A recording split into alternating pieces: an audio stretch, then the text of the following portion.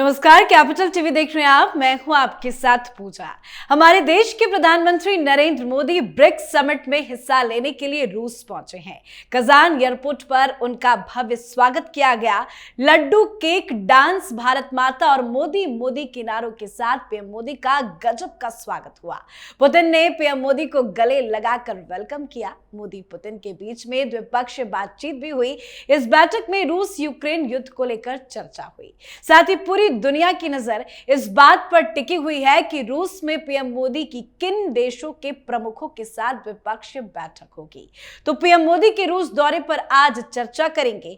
पर पीएम के रूस दौरे से पहले भारत और चीन के बीच लद्दाख में एलएसी पर 2020 से जारी गतिरोध खत्म हो गया है। भारत के बाद चीन ने भी इस बारे में आधिकारिक तौर पर पुष्टि कर दी है।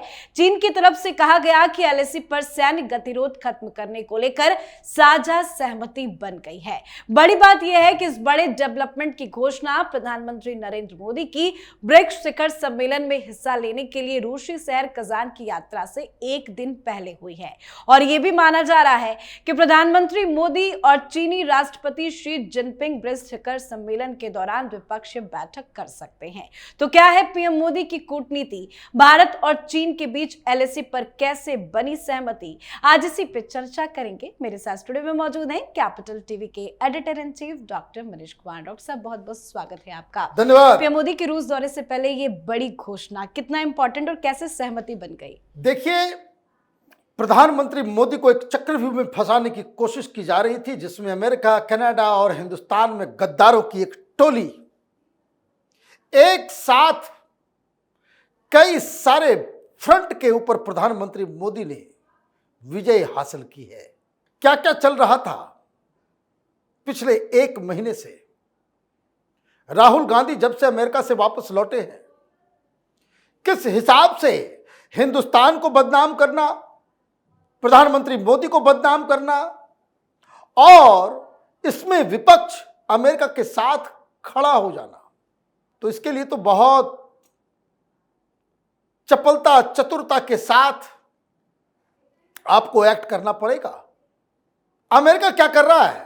वहां का डीप स्टेट, हालांकि वहां पे चुनाव खत्म हो जाएंगे, डोनाल्ड ट्रंप अगर जीत गए मामला फिर से बदल जाएगा, लेकिन टिट फॉर टैट डिप्लोमेसी में आपको एक दूसरे को चेकमेट करना बहुत जरूरी है। मांगा जा रहा है कोई विकास यादव, अमेरिका ने मांगा कि विकास यादव को दो, उसके खिलाफ जो है एक अमेरिकन सिटीजन हो गया ये पन्नू, ये दलाल, ये आतंकवादी के कंधे पे बंदूक रखकर अमेरिका हिंदुस्तान से पंगा लेगा। ये घटिया डिप्लोमेसी अमेरिका इस जगह पे आ गया है क्योंकि वो प्रधानमंत्री मोदी को अपने हिसाब से तुष्ट नहीं कर पाता। अमेरिका के इशारों पे हम नाचने वाले देश उनमें से नहीं है कि रूस से तेल मत लेना, ईरान से रिश्ते मत रखना, यहां बातचीत मत करना, वहां ये मत करना।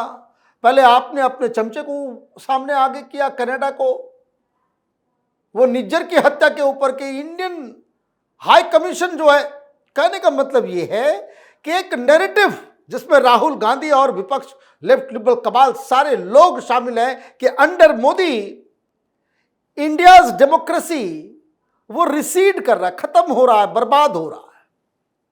और ये सब कहते हैं चिंता का विषय अमेरिका। अभी अमेरिका हिंदुस्तान को कनाडा की तरह ट्रीट करना चाह रहा है कि उठ तो उठ, बैठ तो बैठ। यहां पे वो आदमी नहीं है। तो अभी क्या चल रहा है?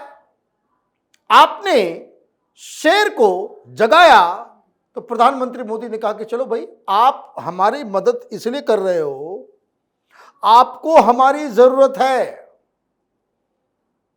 हमें आपकी कोई खास जरूरत नहीं है। वेपन आप नहीं दोगे तो रूस से ले लेंगे। न्यूक्लियर डील आपके साथ नहीं होगा, फ्रांस के साथ हो जाएगा। हम जब बाजार में खरीदारी के लिए निकले हैं तो फिर दोस्त क्या, दुश्मन क्या? आपको हम चाहिए किस लिए? चाइना से लड़ने के लिए। क्यों? क्योंकि चाइना के साथ हमारा बॉर्डर है, चाइना के साथ हमारी दुश्मनी है। तो आप ये एहसान जता रहे हो कि भाई आपको हम अपने प्रोटेक्टिव अम्ब्रेला में लेना चाह रहे हैं। उसी चक्कर में आपने बांग्लादेश में बदलाव कर दिया कि आप ये चाह रहे थे कि इंडिया जो है आपके इस नेफेरियस डिजाइन में कि सेंट मार्टिन आइलैंड को आप कब्जा कर लें वहां पे कि क्रिश्चियन स्टेट बना दे, ताकि ये डिजाइन में हिंदुस्तान नहीं आने वाला। सॉरी। तो तीन चीजें हो रही है। अमेरिका के तीन बड़े दुश्मनों के साथ प्रधानमंत्री मोदी कजान में हाथ मिलाने जा रहे हैं। और जब ये सारा कुछ चल रहा था तो पुतिन साहब का बयान आ गया। वहां रशियन गवर्नमेंट मीडिया में मीम्स आने लग गए ट्रूडो के। बड़ा फेमस बयान है पुतिन साहब का। वो तो पागल आदमी है, इडियट है। ट्रूडो जो है वो इडियट है, वो कनाडा का पप्पू है। इन पप्पुओं से देश पर पूरा दुनिया परेशान है। हर जगह हर देश में कहीं ना कहीं कोई कोई पप्पू जो है वो पैदा हो जाता है, उससे बड़ी दिक्कत हो जाती है। शी जिनपिंग, उनके साथ तो लंबा मामला हुआ इस ट्रूडो का कि आपस में इन लोगों ने बातचीत की, और बातचीत करने के बाद मीटिंग की बात जाकर के इसने मीडिया में कह दिया, जबकि इसने कहा था शी जिनपिंग ने कि बाहर मीडिया में मत बताना। और हिंदुस्तान, आप आतंकवादियों को मोहरा बना करके आप हमारे ह्यूमन राइट्स और डेमोक्रेसी पे सवाल खड़े करोगे, तो पुतिन साहब से तो बातचीत होगी ही। शी जिनपिंग से भी बातचीत होने का तय हो गया है। क्यों? वो इसलिए कि जब आप हमें पन्नू के मर्डर केस और ये निज्जर के मर्डर केस में हमें ब्लैकमेल करने की आपने कोशिश की, तो प्रधानमंत्री मोदी के हनुमान जो है वो पहले ही चीन से बात कर ले। विदेश मंत्री जयशंकर साहब ने चीन से बातचीत करके ये डील को क्रैक किया, जिसकी पुष्टि आज चीन ने भी कर दी कि गलवान के बाद से अननेसेसरी हम लोग इतनी एनर्जी लगा रहे हैं, सेना भेज रहे हैं, सब कुछ कर रहे हैं। चीन के साथ भी दिक्कत है। ऐसा नहीं कि हिंदुस्तान का मित्र है चीन।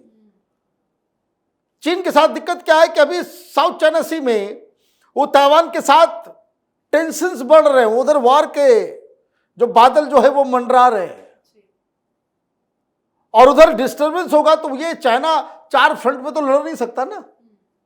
और इंडिया वालों ने नाक में दम कर दिया है मोदी ने कि आप 1 लाख ट्रुप वहां पे खड़ा करते हो, हम लोग भी 1 लाख कर देते हैं। तुम्हारे सैनिक जो है वो डर कांपते हैं, उनको डर लगता है कि इंडिया वालों से कैसे लड़े। गलवान में हमने मुजाहरा किया ना, खाली हाथ हम लोगों ने खदेड़ दिया,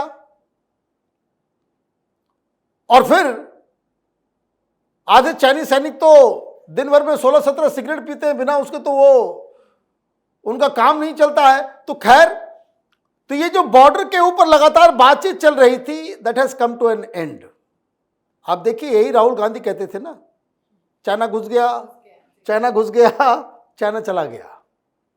खुद चाइना ने बता दिया, चाइना ने बता दिया कि हम जा रहे हैं वापस। और जो गलवान के पहले जो स्टेटस को था वही स्टेटस को रहेगा। जिन जगहों पे पहले हम लोग जो कहानी करते कि वहां तक हम लोग पेट्रोलिंग करते थे, तो पेट्रोलिंग राइट्स जो है सबकी बहाल हो गई, उसको बाकायदा मॉनिटर किया जाएगा। दैट्स इट, हो गया मामला खत्म। तो देश के अंदर बैठे मीर जाफरों को भी जवाब मिल गया, और अमेरिका में बैठे जो डीप स्टेट के लोग, CIA पेंटागन के लोग हैं, उनको भी संदेश दे देगा, अच्छा ठीक है, बहुत तुम उछल कूद कर रहे थे ना कि चाइना के खिलाफ हम तुम्हारी मदद करेंगे, हमको किसी की जरूरत नहीं, चाइना के साथ हमने रिश्ते सुधार लिए, रिश्ते सुधार लिए हमने, जाओ क्या करना है। फिर ये तो बात बराबर हो गया। तो प्रधानमंत्री मोदी बात बराबर करके तो आते नहीं है। खाना वाना सब तो बन गया, लेकिन दाल में ऊपर से घी डालना जरूरी होता, सब तो स्वाद आता है। अभी जानकारी मिल रही है कि ईरान से भी द्विपक्षीय वार्ता होगी। लीजिए, ईरान से भी बातचीत होगी। जो करना है, जो उखाड़ना है उखाड़ लीजिए। ये जो पेंटागन में बैठ के ये जो कायरो की जो फौज है, जो पूरी दुनिया में जहां जाती है हार के आती है, उनको मैसेज दिया जा रहा है। ईरान के साथ तो बड़ा प्रॉब्लम चल रहा है, ईरान के साथ तो प्रतिबंध है। अमेरिका क्या चाहता है? अमेरिका ये चाहता है कि जो अमेरिकन फॉरेन पॉलिसी है, अमेरिकन इंटरेस्ट है, उसको हिंदुस्तान आगे बढ़ाए। नहीं पॉसिबल है, नहीं होगा, नहीं करेंगे। हम फैसले अपने पक्ष में लेंगे, अपने राष्ट्रहित में लेंगे। यह बहुत बड़ा विषय है। और मैं देख रहा हूं अमेरिका में लोग प्रधानमंत्री मोदी के डिप्लोमेसी के ऊपर लिखना शुरू कर दिए कि आप क्या करेंगे, अब क्या करेंगे। देखिए, जो पीछे से वॉर करते हैं, जो पीछे से हमला करते हैं, उनकी बेसिकली कायरों की मेंटालिटी होती है, आप क्या कर लोगे ये बता दो। इंडियन डायस्पोरा को बाहर कर दोगे? इंडिया के जो धाक वहां पे, वहां के प्रेसिडेंट उतनी भीड़ नहीं इकट्ठा कर सकते जितना प्रधानमंत्री वहां पे इकट्ठा कर सकते हैं। ये तो अलग अलग लीडर की साख की का डिफरेंस है। तो अभी ईरान को लेकर के फिर बवाल मचेगा। ये बेसिकली वहां के डीप स्टेट को आप मैसेज दे रहे हो कि आप हमसे पंगा मत लो, और जिसे बचाने की कोशिश कर रहे हो और जो मुद्दा पन्नू का आप उठा रहे हो उससे हम जरा सा भी कॉम्प्रोमाइज नहीं करेंगे। The message is very clear, India will not compromise और never bow down before USA. ये सीधा सीधा आज प्रधानमंत्री ने एक मैसेज दिया।